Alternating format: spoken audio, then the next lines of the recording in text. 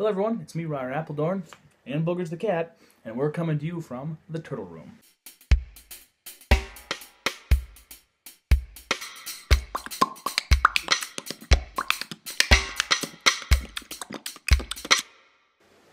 That's right folks, we're here in the Turtle Room, and it's going to be the last time we're here for a while, because we're moving to Chicago for a bit. We do this every couple of months. I've got another studio there that I work out of. It's just the way she goes. So, before we take off, I wanted to take the time to go over what builds we have in progress. And, yeah. So, of course, we have the new Beastie being built. You've all sort of seen the body already. I painted the undercarriage, nice little touch of color, and we'll have to weather that up. That's kind of the next step for that. We've got the Chevy Bel Air convertible zombie hunter, which no real progress since my last video. This one's been kind of on the back burner.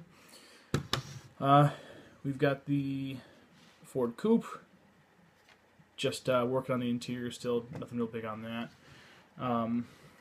Farmer Beans pickup, which I promise we'll be doing more with soon. AMT's Christine, which is coming together really quite nicely.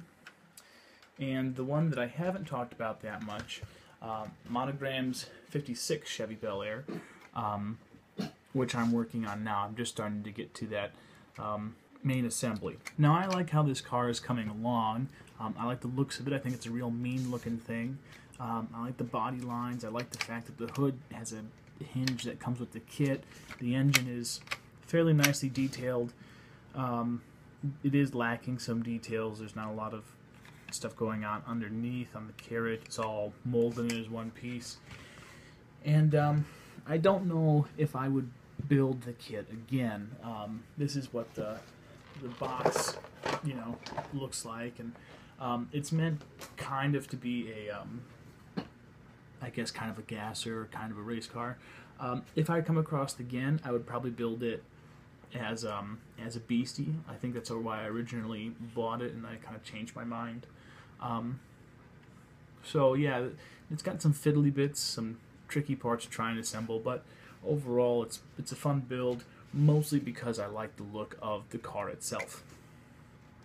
I don't think I'm going to put wheels on it. I'm going to leave it wheelless, and I did, the decals, I do like these kind of old school hot rod flames, so I might put those on the hood and then weather the heck out of them. I don't know. Speaking of weathering, a lot of these cars, well, in fact, all of them still need a lot of airbrush weathering done to them before I even start with any of my dry brushing or oil washes or anything like that.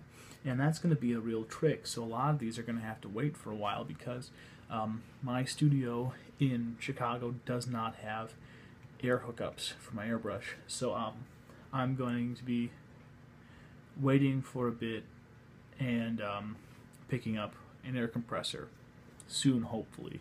Need to find one that'll get the job done, and that's in an affordable price range. So until then, it's going to look like I'm going to be doing a lot of brush work on cars and probably some rattle can as well, which both will be a trick to get the effects that I want, but we'll see. Now, I'm still going to be building cars, making Beasties and all that stuff, so I'm going to keep doing builds, but it's going to be an interesting approach without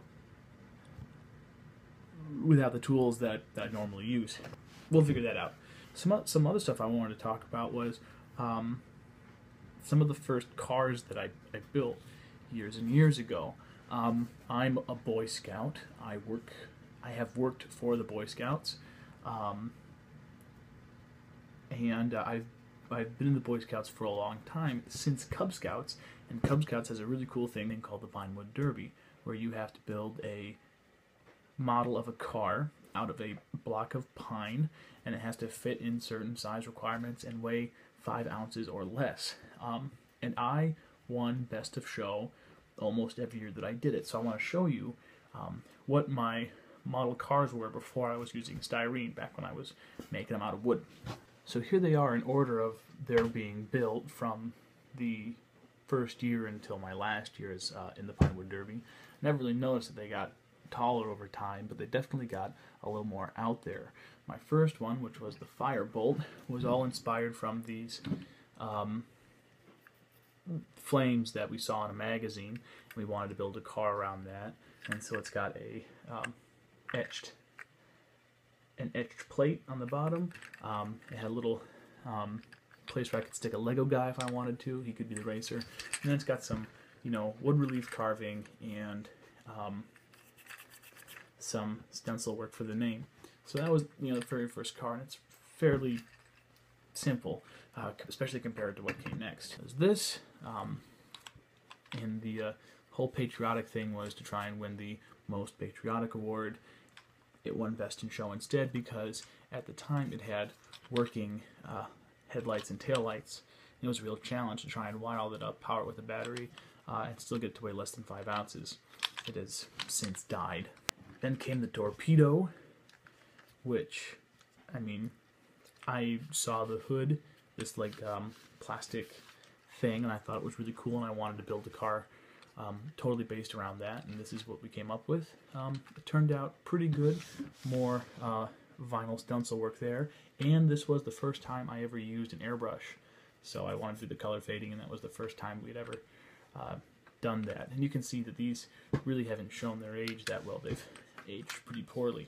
Then was the Barracuda, which was my first use of styrene, to make the little plastic wave, and more airbrush usage. The goal for this one was I wanted to make one that had shock absorbers, which it kind of did. I was young at the time, but this one still came out pretty good. Again, Best in Show. And then my last year, this one was built based off a pun. As you can see, it's a snail, and that's because this one was escargot. And this one was a real trick because not only did I have to take into account the width of it, but also the height, because there was a kind of a finish line above. And so this was just as tall as it could be, and the shell was made out of foam that was covered in plaster, smoothed out, but it had to be hollowed out to weigh less than 5 ounces, and it has since been the victim of many droppings and smashings. So that's been broken pretty badly. But so there you go. I just wanted to share my first model cars that I ever built. My dad and I built them and raced them, and they never did really good. They were never really great racers, but they were really great great lookers, which is what I like to build still. Yeah, I thought I'd just share that with you guys. Yeah, so thanks for watching. Hope you like my pine cars, and I can't wait to keep building these models and start the dioramas and start new models and all that good stuff, and finding a good air compressor and really doing lots of cool work. So yeah, thanks for watching, guys. We'll talk with you later. And we need to say goodbye to the turtles, of course. Eris, Schematic, say goodbye. Eleanor, say goodbye to the nice YouTube people. Now, Sawyer, you stay and you say goodbye. Cleo, Piranha, now you stop it. Now you say goodbye and you be good. Steve.